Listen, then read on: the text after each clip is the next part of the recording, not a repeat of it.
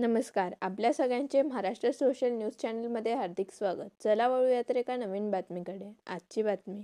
धुळे तालुक्यातील गोंदूर आणि भोकर येथील शेतकऱ्यांनी महापारेषणच्या विजेच्या टॉवर उभारणीला तीव्र विरोध दर्शवत प्रांत अधिकाऱ्यांकडे धाव घेतली आहे. कोणतीही पूर्वसूचना किंवा परवानगी न घेता काही जण शेतात येऊन टॉवर उभारणीची प्रक्रिया करत असल्याचा आरोप शेतकऱ्यांनी केला आहे.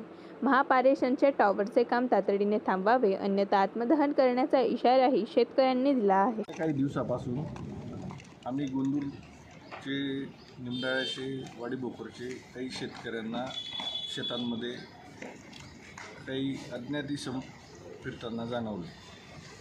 त्यांनी महापारेषणची पाटी लावून तिथं शेतांमध्ये फिरले, पुन्हा आपण गेले. आम्हाला कोणतीही पूर्वसूचना आमच्या शेतांमध्ये येण्याची दिली नाही किंवा कल्पना दिली नाही. परस्पर आखणी करून, मोजणी करून ते टावरचं उभारणी करण्यासाठी जेव्हा आम्हाला ते जाणवलं तेव्हा आम्ही त्यांना सांगितलं की आम्हाला कोणतेही टावर नको वगैरे असं सांगितल्यानंतर त्यांनी आम्हाला नोटिसा दिल्या. गेल्यावेळी 15 तारखेला आम्ही सगळेजण उपस्थित राहिलो.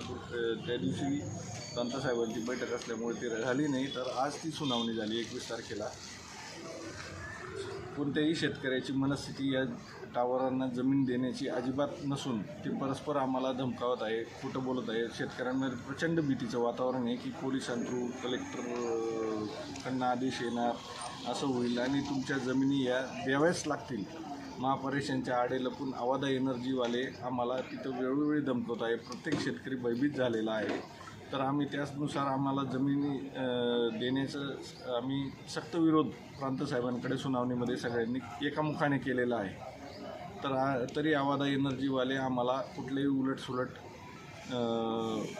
सांगून इथं दिशाभूल करण्याचा प्रयत्न करत आहेत. जर अन्यथा यांनी आमचं ऐकलं नाही तर आम्हाला आमरण उपोषणाशिवाय किंवा अन्यथा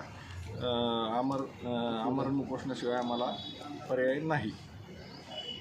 बातमी आवडल्यास चॅनलला लाईक व सबस्क्राईब करा व दररोज अशा नवनवीन बातम्या पाहण्यासाठी चॅनलला फॉलो करा. धन्यवाद.